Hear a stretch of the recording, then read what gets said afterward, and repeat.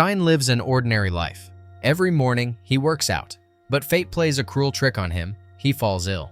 His wife, Y, is convinced they can get through this together. In the past, Stein tried to earn money through investments, spending not only his own savings, but also part of his best friend Luger's. Luger knows Stein is sick, which is why he doesn't ask for the $50,000 back. Instead, he suggests waiting until Stein feels better. A few more days pass. The pain becomes unbearable. The doctor tells him there's a malignant tumor growing in his brain, and because of its location, surgery is impossible. Y doesn't lose hope and wants to find a good doctor. But Stein says it won't work. He removed himself from the insurance plan long ago, keeping only her and their child on it. She doesn't understand why he would do that. The answer is simple: they have no money. A nurse gives him the business card of a company rumored to help poor people. That's how he ends up meeting Mr. Sellers. Sellers checks Stein's bank account. The situation is clearly bad. Stein needs money to witness the birth of his son, or at least buy himself a bit more time. Here's the good news. Stein isn't the first person to be offered money. Sellers represents a very wealthy and powerful client who pays extremely well for participation in a unique game, a hunt. Stein will be hunted, and this won't be anything like paintball. Hunters don't want old men with bad knees, they want people who can fight like tigers. And since Stein is in excellent physical shape, he's a perfect fit. Stein is stunned. He can walk away now and stay poor, or he can help his family. He wants to go to the police, but Sellers warns that no one will believe him. They'll think he's crazy. There's no way to prove what he's heard. The hunt will last exactly 24 hours. For every hour he survives, money will be transferred to his bank account. If he makes it through the entire day, he lives. Many people have come to their company, but Stein is the perfect candidate. During the hunt, he might run into anyone. The hunters aren't necessarily all men. He can't leave the city limits. Going to the cops and asking to be put in jail, that's a violation. Telling anyone what's going on, also a violation. It's just him and 5 hunters, all of whom they will choose. After the first hour, he'll receive $50,000. Every following hour, the amount increases by another $50,000. By hour 20, he'll hit $1 million, and the final prize is $24.5 million. There's one more thing: no guns allowed, and he must keep this phone on him at all times throughout the game. Every hour, it will send his exact location. He has time to decide whether he's ready to start the hunt. Stein tries to get a contract using his project, but it's immediately clear that nothing will come of it. He tells his wife that his project has been accepted, and that they'll be getting a large sum of money to implement it. Once Y falls asleep, Stein calls Sellers. The game will start at 6:46. Sellers suggests he eat something now. There won't be time later. Sellers allows him to keep his medication if he feels too sick. The game won't go well. Their firm isn't completely heartless, so they transfer $50,000 in advance in case Stein is killed during the first hour. Sellers gives one final piece of advice. The crowd is your best friend. Hunters avoid killing in front of people, and he must trust no one. He has to become completely paranoid. All 5 hunters are already out there, and one might even be a police officer, someone people usually don't fear. He has 3 minutes to run. Stein boards a bus. He notices a man from the cafe get on and asks to sit next to him.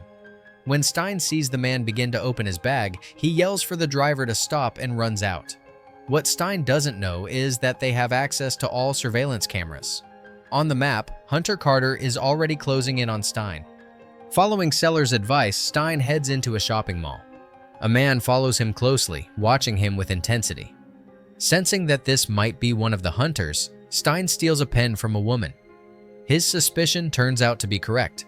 Nixon waits until Stein is alone and pulls out a concealed weapon. Stein darts into the nearest door and ends up in a restroom. Nixon had expected a worthy opponent, not a coward hiding in a bathroom. Disappointed, he thinks he flew halfway across the world for a hunt that might last less than an hour, and even considers asking for a refund. Seizing the moment, Stein slams the door into Nixon and escapes, finding a hint of amusement in it. His bank account is credited with another $50,000, which means all the hunters are immediately informed of his current location. He's quickly caught by another hunter, who warns Stein not to move, or innocent bystanders, those not involved in the game, could get hurt. Nixon locates his target and realizes Reagan might get to Stein first. To slow him down, Nixon disables the escalator, giving Stein a window to escape. Out on the street, a cyclist crashes into Stein, sending him flying. Nixon is ready to finish the game, but a police officer interrupts. With just a glance, Carter reminds Stein of the rules, forcing him to say that everything is fine. After all, killing in front of a cop is off limits, and Stein uses this moment to flee. This time, he heads for the subway. Nixon tries to kill him by throwing a screwdriver, but the doors shut just in time.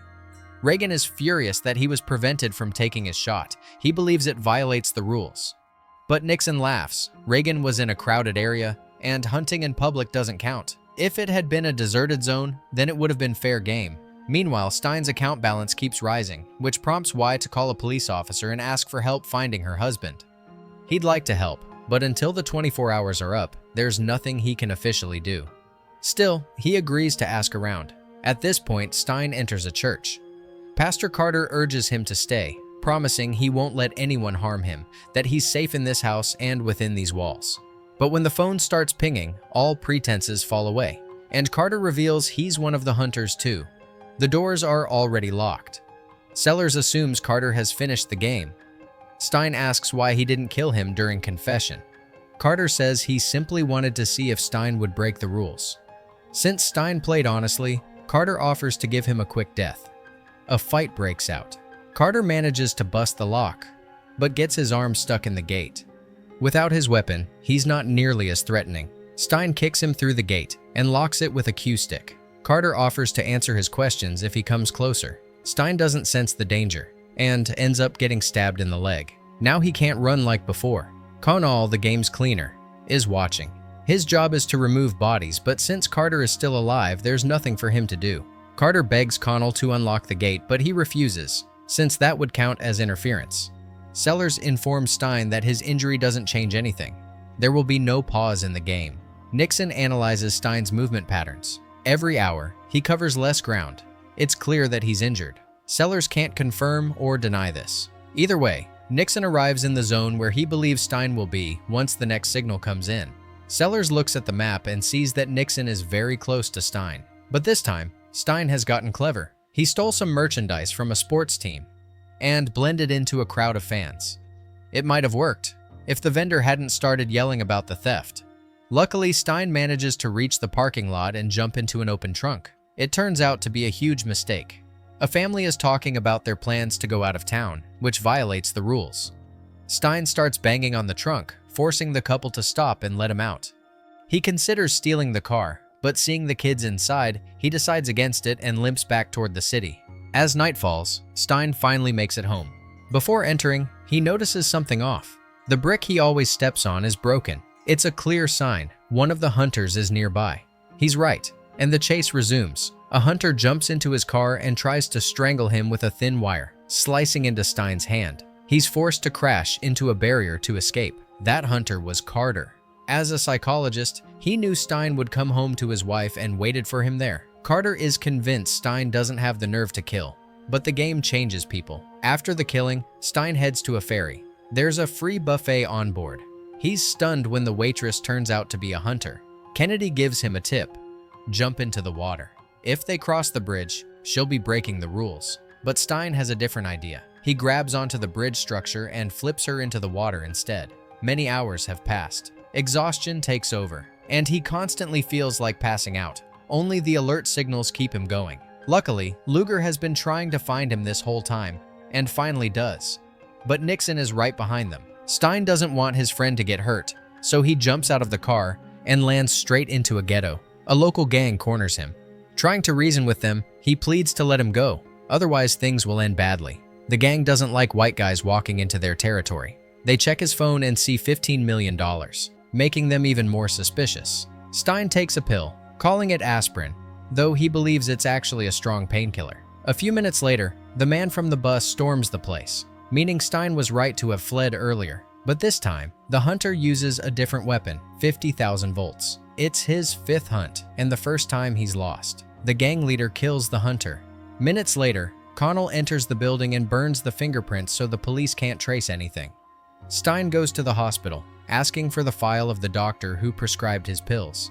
The nurse says no such doctor exists. Stein realizes he's been set up, and now he has one goal: to kill Sellers. The villain admits Stein was deceived, though not entirely. Without the money, he was dying like a nobody. Now at least, he has wealth.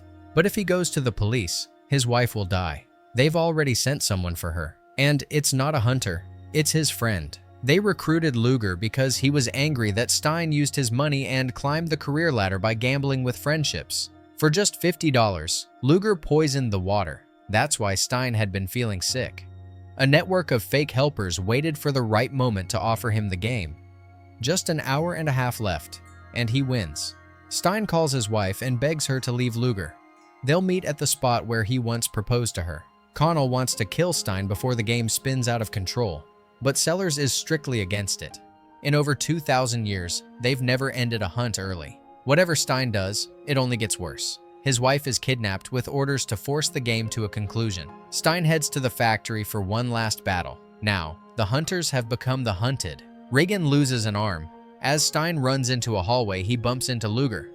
His old friend swears he didn't betray him, then pulls out a gun and fires a few shots, killing Kennedy. Before they can make sense of it, Nichols joins the fight, wounding Luger. Both of them flee outside, where Connell is waiting.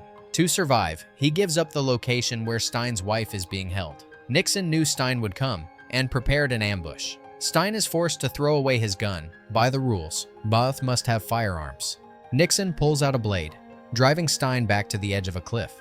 Victory is in his grasp, but then the sun rises, marking the end of the game. He helps Stein up, and walks away. Sellers congratulates him on surviving. Now he can enjoy the rest of his life, even if it won't be as thrilling as this one day. The season ends with a scene of Sellers receiving the file of the next target. If you liked it, let us know in the comments. We'll see you again very soon. Until next time.